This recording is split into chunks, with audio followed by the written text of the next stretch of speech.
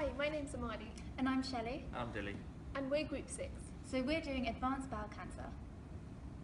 Great. Sorted.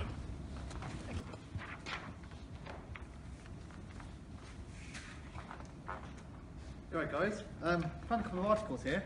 Oh, did you? Ooh. Nice. Yeah. Great.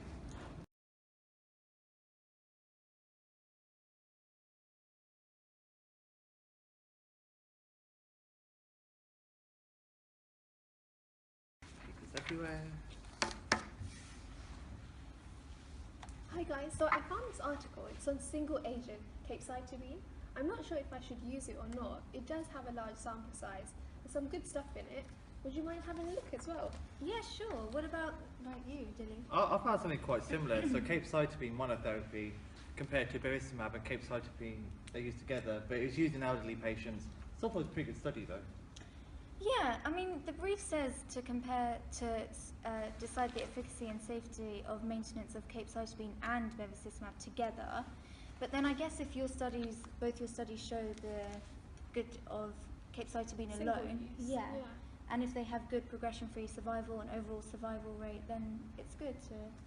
Perhaps we could give it to patient 1 as well, who's on stable disease at the moment. Yeah. Did you say that? Something to look into. Take 2. So I found my 2 articles, and I found a really interesting one. It's the Turkish phase 3 stop-and-go trial. Okay.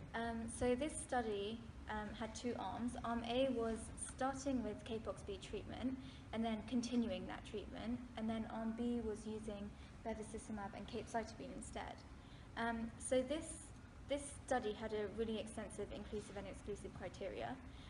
But the principal aim of the study was to compare the therapy and look at the progression-free survival and overall survival. So this study found that the progression-free survival was much better in the Arm B, so that's with bevacizumab and capecitabine, compared to Arm A. And this was statistically significant, whereas the OS was better, but it wasn't statistically significant. Nice. So yeah. Interesting. That's good. I found a similar one actually. Mine's called the Macro Study, and it's a phase 3 open-label trial that was tested on 480 patients. So they compared the effectiveness of maintenance therapy, either using a single agent of bevacizumab or Cap-Ox, so continuing that from the start. So this concluded that there were less side effects in the bevacizumab, so using single agent would be better. So there was, however, evidence of maybe hand and foot, but that was quite low. However, following on to yours, because it's open label, that would make it perhaps susceptible to bias because of the patients and the physicians knowing what they're taking. And yeah, the sample size was okay as well. Yeah, I forgot to say, my sample size was 123, so okay. a lot lower, so I guess it's not as representative as yours. Another limitation actually in my study was that its inability to reach the primary endpoint, so that was just a slight negative as well. That's some pretty good studies there, guys. Haban found a really good one, which is Cairo 3 open label study. Had 558 patients split into 2 wings. All the patients were over 18, and they're split in the 1-to-1 ratio. The 2 groups which were made were the maintenance group and observational group. The maintenance group were put on capecitabine and bevacizumab. The observation group weren't put on anything. Now the main point of this study was really their primary endpoint rather, was secondary progression. But following primary progression, they were put on the Capox-B chemotherapy regime. But the main thing is, results went on to show that the secondary progression in patients on the maintenance group was a lot lower than patients who were just an observation group. So, and it was clinically significant, meaning the data is valid. Few limitations. There's an increase in hand and foot syndrome. Could be linked to capecitabine, but we can't really say without any more literature. And also, it was an open label project, which could have led to biased results. I think, who else was open label? Was it yours? Yeah, so both of yours. So yeah, open label can lead to bias because obviously the consultants know or physicians know what's being tested. Yeah. So obviously, like, this is all double therapy. Obviously, we should look at single as well. So Yeah. we found a couple for We single. found a couple, yeah.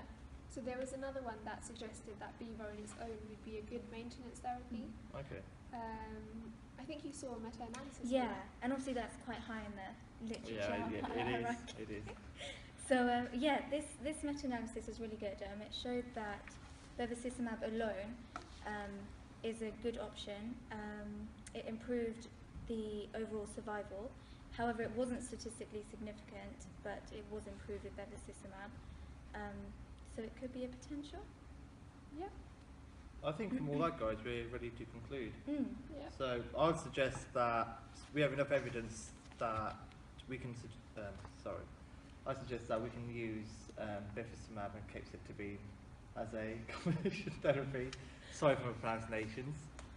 As a dual therapy for maintenance in stage 4 colorectal cancer.